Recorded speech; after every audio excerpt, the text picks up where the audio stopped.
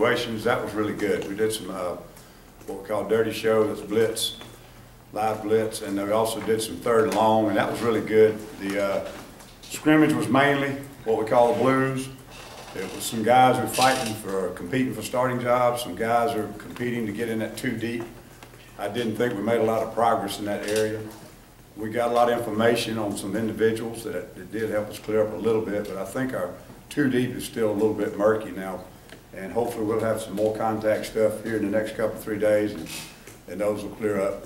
Some of it's good problems. I mean, we got some guys who are fighting and competing for the same jobs, and it's good competitiveness, but you'd like for it to clear up so you can get a good 2 deep. But overall, I thought it was about comparable to the first one, and you always want to see progress. Was that mainly freshmen that you were disappointed with, or was that guys who you've seen a lot of before but just weren't delivering for whatever reason? Most of them are new guys, but some of it are some guys who maybe redshirted last year or who were backup guys last year and now have an opportunity to step into a role that they didn't have last year. And that was some good individual performances that gave us a clear understanding, maybe some confidence in them.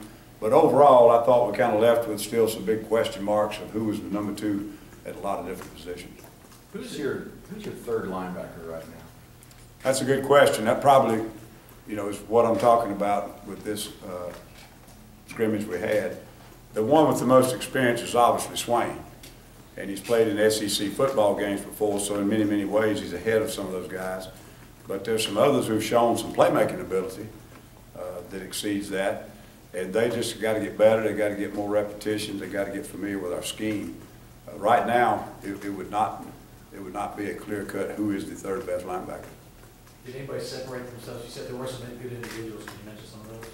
Well, there were mentioned, a few of them I would mention. I thought that Trey Williams did enough that I've got to keep him battling for the 2 deep. But he's what I said before. He's one of the guys who doesn't have a grasp of our system yet, so he makes typical freshman mistakes.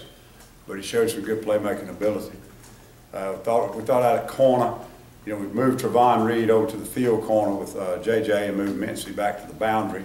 And feel like we've got pretty good depth there now. Trevon did pretty good, and we've got a lot of confidence in him and JJ rotating at that spot. Up front, that was one of the areas where we had a lot of guys missing in scrimmage. Devereaux and Devontae both hardly got any reps, if any, in that scrimmage, and of course we depended on them to be in that 2 deep.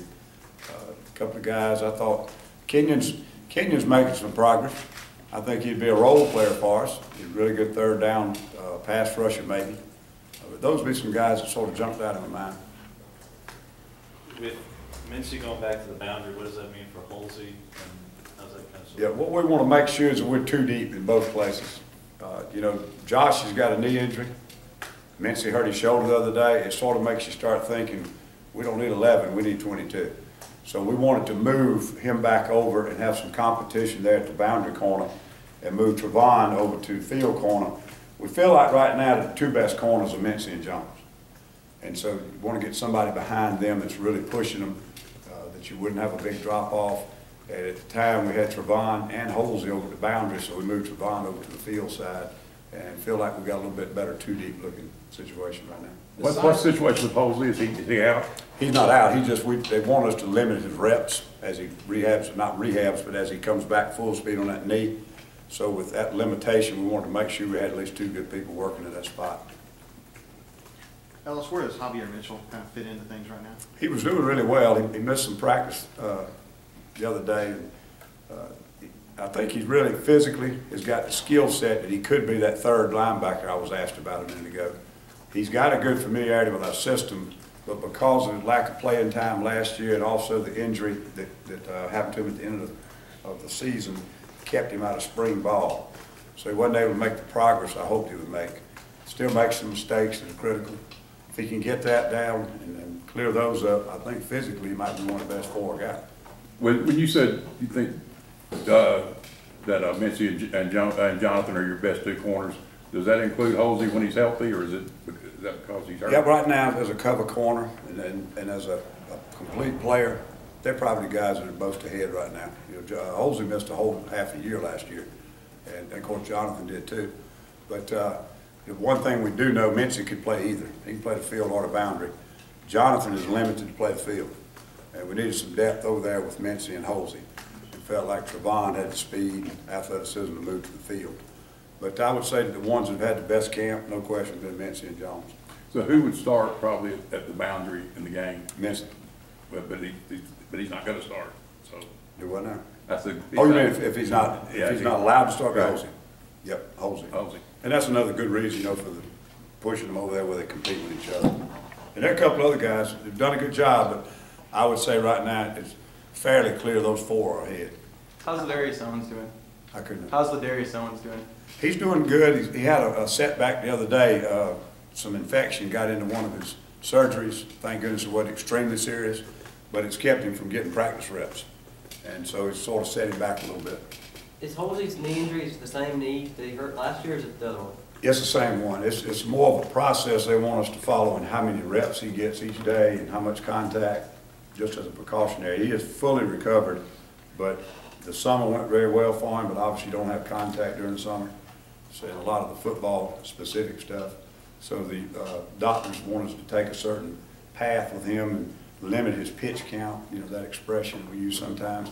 And that's why we've had to make sure we had good depth competing over there. Sounds like your guys have been banged up here and there. Is it limited what you can do with some of what you want to do? That probably has been my biggest frustration.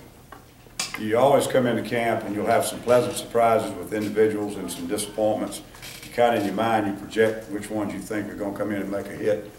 And it's always some disappointments and then some really pleasant surprises.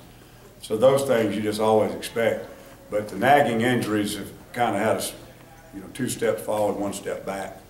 And there are really some guys who've got a chance with the skill set to get right in the middle of things. And this limitation on practice is holding them back in fundamentals and understanding what we're doing in the scheme. Ellis, who's your number 3 choice at safety right now? Who's behind those front 2 guys? Well, no question, Whitehead's best at free safety. And right now, Rudy's pushed ahead at boundary safety. Moncrief is right behind him. I would say that if, you know, if something happened to one of those first 2, Rudy would move to the field safety, Moncrief would step up. Rudy could play either. Whitehead could too, but we like him at free. Moncrief is settled at boundary only. So those are the guys right now that are really way ahead of the others. But we're really pleased with Boston. He got hurt. And we've been really pleased with Stephen Roberts, and then he got hurt. And for young freshmen, that's a hard thing, because when they miss 2 or 3 practices and you're in the middle of installing things and they miss it, it can really be hard for them to catch up. But I've got confidence that Roberts will get back in the swing and he'll get right back in the mix when he gets healthy. Did you say that Rudy is ahead of Moncrief now? He is right now. It's pretty even, but Moncrief missed some practices. I think he had a virus. One day he dehydrated, another day, about 3 or 4 days later, he had a virus, a bug, dehydrated him again. So he's missed a little bit of time, and Rudy kind of took advantage of it. But they're both doing a good job. What's Stephen Roberts' injury? He got a hip point the other day. Is he still currently not practicing? He practiced today. He probably still a little tender, but he was able to go full speed. There seems like a lot of question marks, but your tackles, you're pretty confident with the tackles you have, not a lot of talk about them. We feel good. We've got working Gabe and Montre just inside and out. But the other guys, the disappointing thing, the frustrating things, we can't get Devereaux and Devontae out there for 3 or 4 days in a row. They've been really hampered with nagging injuries. Devereaux hurt his knee, and Devontae's back has been irritating him with just spasms. So it's nothing extremely serious. But again, for 2 new players, missing a couple of 3 days of practice can really set them back. So that would be the only thing on the interior that we're not getting enough work with those guys, because I think they could get right in the middle of 2 deep. You're getting to a point now with all these injuries, and based off what Coach Garner was saying about some of the freshmen, that you're starting to lean toward maybe the possibility of having to play a guy like Kenyon or Andrew Williams early in the year on the D-line? I don't know how early we'd play them. They would be role players right now. We've got some depth without them. The thing about redshirting comes up all the time, and you like to let the player have a little input on it unless it's just an absolute clear-cut situation. But if a player is good enough to leave in 3 years, you redshirt him and you get 2 years out of him. That's not very smart. If he's not good enough to leave early, you might not want him around for 5 years. I'm just not big on redshirting. In our conference, I'm not big on redshirting. I believe you play them the first year, and because if you lose them after the 3rd year, you want to get 3 years out of them. And if they weren't good enough to play the first year, and I'm not talking about injuries, but if they're not good enough to play the first year, then you're probably going to be recruiting over the top of them for the next 2 or 3 years. So if you can play them, play them. You know, that's our philosophy, and that's why we like to play a lot of players. How's the progress been made on identifying those pass rushers in general, no matter who they are? Just how's that coming? It's going well now. We've not gotten to where we wanted to, and then we put a special situational 3 different series in the scrimmage the other day, and the Orange, our first units went against each other on a 3rd and long period, and we got a lot of really good work. You know, we've been working Casanova up there a little bit. He's getting better. He can straight pass rush off the edge as good as anybody, but you have to have that front 4 coordinated on twists. And then we got some blitzes. He's got to know what he's doing. So now he's getting to the point where he can do the whole package rather than just go out there and edge rush. But we got some other guys out there. Kenyon's done a good job. And I'm talking beyond our best guys that have played before. So, you know, we were able to get a lot of work done on that, and I think it helped us identify them. Couple more. Ellis, I wanted to ask you, there's been a lot of national criticism on Nick as a passer. From your point of view, what have you seen from him and his development? I know we talked to Rhett, but you're a defensive coach. How have you seen him progress, specifically as a passer? I mean, to me, I think he's made a lot of progress, and we've obviously put a lot of emphasis on it through the spring and then into the camp. And I think he's obviously gotten a lot better. Our bulk of our throwing game is play action game. When you got a running game like us, you know, it's going to be open. But his accuracy and timing and all of it seems better to me, you know, just being on the other side of the ball. Is Boston back yet from his injury? He's not yet. He's not yet. We're hoping that, you know, he's got that cliche day to day, and we had a pretty nasty sprain. But the sooner we get him back, the better. It's hard for him to catch up. He doesn't hurry up to get back. When does game prep begin? Now it's just over 2 weeks to the season opener. When do you guys start to transition? We will really get into it almost wholesale next week when classes begin. We did do a little Arkansas today, helping each other out with our twos. You know, we ran plays for each other a little bit that carried over, but completely getting ready in a game plan fashion with swapping people to completely do their plays and give us their looks. We'll start that next week. How's competition going at the star? I'm sorry? Competition at the star position, how's that going? It's going pretty well. We're a little nervous about our depth behind Justin. But the reason right now is we're not sure he's going to be able to play early, and the rest of them are freshmen. I actually took a look at TJ this morning. Let him play a little bit of it. We'd probably, you know, a game like Arkansas, that guy's going to end up on the box a lot. So I'll have a linebacker that can play that spot also to back up Justin. And you go back to the field alignment when they're out wide against the 4 wides and 3 wides and the things that our offense does. We've got several defensive backs that can step up there and run. Is there a reason why you're worried about the reason to start now? He's hadn't had a lot of reps, you know, hadn't had a lot of practice reps getting Justin ready. And right now, we got to get some depth out there. You all right? Thanks, Coach.